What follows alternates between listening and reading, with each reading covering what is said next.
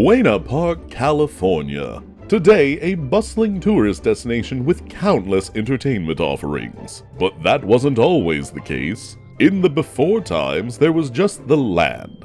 A land ripe for theft and subsequent carving for any venturing soul. It was here where one man would change the course of history by opening a groundbreaking attraction that drew the attention of hundreds of thousands of curious guests. And that was the McThriller motion simulator, located at the McDonald's down the street from Knott's Berry Farm.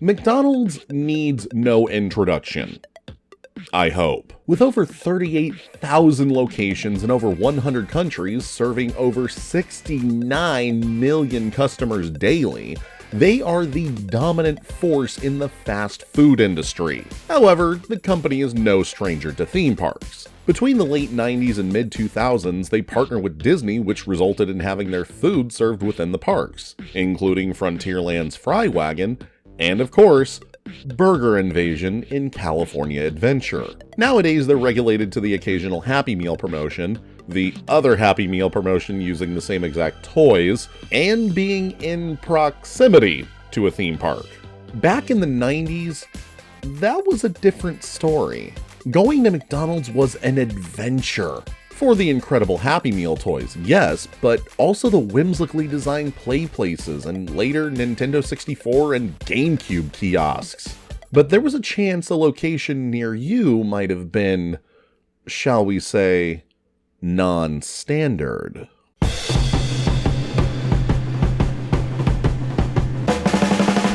Now, around the late 80s to mid-90s, there were two forms of entertainment that saw their humble beginnings take shape.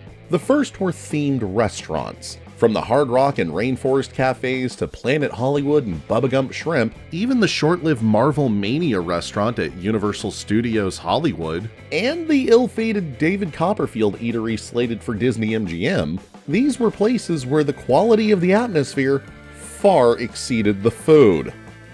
So it's no wonder McDonald's jumped on board. And several did. Typically, your run-of-the-mill McDonald's would have the basics. Drive-thru, kitchen, service counter, dining area, a play place of varying size, maybe. But a non-standard store would be that, and be decorated around a certain theme. This was due to franchise owners having a creative itch to scratch or to draw in more customers, evolving to active encouragement from corporate to do so. A location in Barstow, California installed entire train cars and converted them into the store's dining area.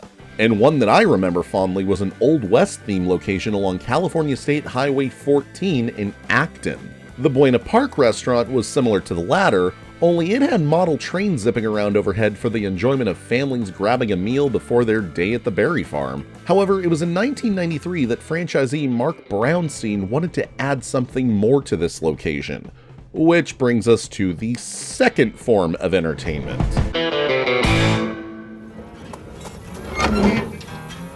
Howdy there. That's right, I'm your tour guide. I reckon you're all ready to take a nice, easy tour of this here old mine. Excepting you ain't going there.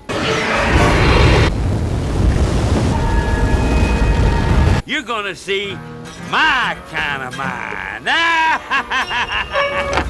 On January 9th, 1987, Disneyland opened their brand new state-of-the-art thrill ride, Star Tours. Being the company's first attraction based on a third-party intellectual property, the ride thrust guests into the world of the greatest movie trilogies by means of military-grade flight simulators, only for Universal to fire back with their simulator attraction, Back to the Future the Ride, in 1991 at Universal Studios Florida, and again in June 1993 at Universal Studios Hollywood. And it's here where I'll put a pause on the historical recap and offer a tiny little theory of mine. With these two rides becoming overnight successes for their respective parks, it's very likely Brownstein took a look at them and how there was a significant lack of one at Knott's Berry Farm and decided to strike while the iron was hot.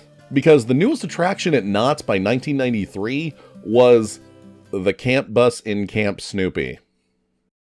Okay, so projecting about 250,000 guests per year maybe wasn't a bad call. So for an undisclosed amount of money, Brownstein purchased a unit from British manufacturer Red Diffusion Simulation Limited, and on July 12th... Yes, folks, today, July 12th, 1993, right here in Buena Park, California, the brand new McThriller will have its grand opening, joining the countless other wholesome family entertainment offerings along this corridor of amusement. And they've certainly rolled out the red carpet for this momentous occasion. Why, here comes Conspiracy Guy! And there he goes. Oh, look, it's Kevin Perger from Defunctland gracing us with his appearance. And why, here's the man of the hour, the mascot of the company, Mr. Ronald McDonald. Mr. McDonald, what sort of thrills are you looking forward to on the McThriller? Hamburger. Fascinating! Now, this 14-seat technological terror doesn't send you through the cosmos or back to the Ice Age like those other simulators. This cycles through 10 different experiences. One might send you speeding down a city street on a motorcycle, gliding above the countryside in an ultralight aircraft, or making a bobsled run. And it's quite the bargain, too, costing only $2.50 per ride. Here are some glowing testimonies from those McDaring enough to take on the McThriller. I thought it was incredibly realistic. You get the whole 9 yards. It's exhilarating. It was like a high. Fun and exciting. I think it's cool. You wouldn't expect this at a fast food restaurant. I think it's worth it, but only if they let the kids ride before they eat. Ha ha ha ha ha ha. Hamburger. So, folks, if you're on your way to Knott's Berry Farm Medieval Times or whatever's being built across the street from that Little Caesars at Beach and Ball, be sure to come down to this unique McDonald's and compliment your excitement with a ride on the McThriller, because there isn't a doubt in my mind that it'll be here for decades to come. And that's it. Alright, apologies for being anticlimactic. That's kind of where our story ends, which isn't uncommon for any of these themed McDonald's. Most of the information about them ranges from sparse to non-existent, and covers their opening and general existence to sudden, oops, all health code violations, hence why nowadays they're a dying breed. I highly recommend subscriber to the channel Quentin Reviews video for more information on the subject. It honestly was incredibly helpful for the creation of this one. As for the McThriller, there's an article from the LA Times covering its opening that I've been referencing, and the scant pieces of evidence in the form of a neon sign and a couple of poster frames at the restaurant itself suggesting it was there at some point. When it closed, however, there's nothing. There are some sources that say that it was removed a few years to as little as a few months after its opening. But as far as anyone's concerned, this thing just vanished, leaving only the signs and the arcade games they later installed, which themselves do not work. Now, all hope in experiencing a similar simulator isn't lost, as a couple others were installed at other locations. One at a McDonald's in Mexico City. El Paso is the closest I've been to Mexico. Well, this too. Church Street Station in Orlando. Oh, hey, clip from Tony's Epcot retrospective. Now, some people have accused Eisner of opening the living seas just to shamelessly crush SeaWorld, but actually, Disney started building this place before Eisner even had the job, so that claim is about as baseless as saying he opened Disney MGM Studios just to crush Universal, or Animal Kingdom just to crush Busch Gardens Tampa, or Pleasure Island just to actually crush Church Street Station. And at the Museum of Flying in Santa Monica. Well, that doesn't look McThrilling at all. But there's still the matter of what happened with this one. When did it leave? When did it close? I was going to contact the owner at the time to figure this out, but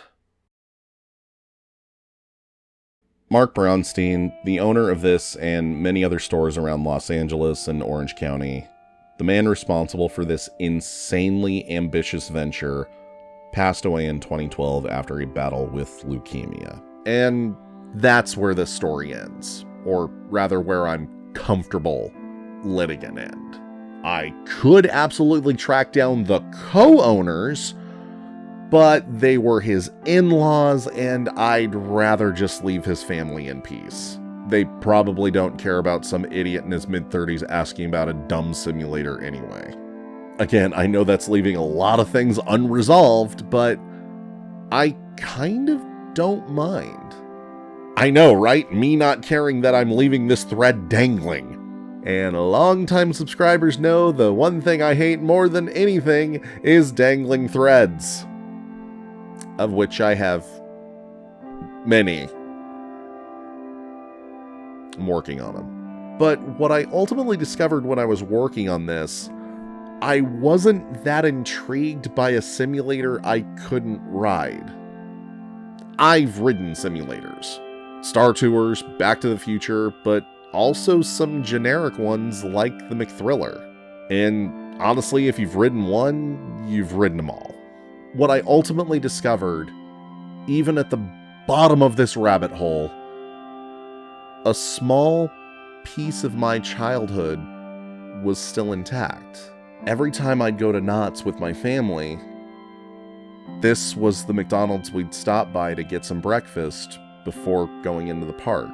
And my favorite thing to do was to watch the model trains chugging around the tracks, getting me in the proper mindset for a day at the park. And for all the stores undergoing their refurbishment into the sleek, technologically advanced corporate motifs, this one, for the time being, has survived. Nearly entirely preserved the way I remember. That, to me, means more than any ride. But if I did know about this when I was a kid, it would have been my jam. And then Knott's Berry Farm would be this weird esoteric thing that I'd just now be discovering in my adulthood because I only cared about a stupid little simulator. I got hungry. Hi. Guess who's sick? But that's not going to stop me from thanking you for watching this video. Regardless if theme parks or themed entertainment is up your alley and you enjoy my style, go ahead, click the subscribe button and turn on all notifications so you can be notified for all future uploads. Because that's what YouTubers say, right? Likes and comments are also very much appreciated. If you want to support the channel monetarily, you may do so over on Patreon. For as little as $1 a month, you can get sneak peeks for future videos. Patrons got this basically a few days early. Teeny tiny previews for future projects, a monthly blog, and seeing your name scroll by on screen and read aloud by me if you are a newcomer. However, if you want to become a ska song and go one step beyond with $10 or more per month, that tiny contribution gains you membership to the Cool Cats Club. You not only gain access to all the previous perks, but also a monthly live stream, one and only one request for any theme park related topic you'd like me to discuss, pending my approval, seeing this wonderful kitty come on screen, and have your name read aloud by me in every video. And those wonderful, awesome, cool cat club contributors are Bennett Ballard, Chad Blankenship, Danielle Garcia, Gabby Tyrell, Jerry Callahan, Lisa Sturgis, Mark Aquino, Molly Piper, newcomer Nicholas DePorto, Pander Plays, Tony Goldmark, and Trevor Gumble. Any amount will do, and you can absolutely cancel anytime. There will be zero grudges held by me, I assure you. Times are tough, I get it. I am currently working on the next video as we speak, so definitely look out for that. And as always, Black Lives Matter, trans rights are human rights, stop Asian hate, stay safe, stay healthy, please. Like, share, subscribe, all that good stuff, and bonus nachos, kids.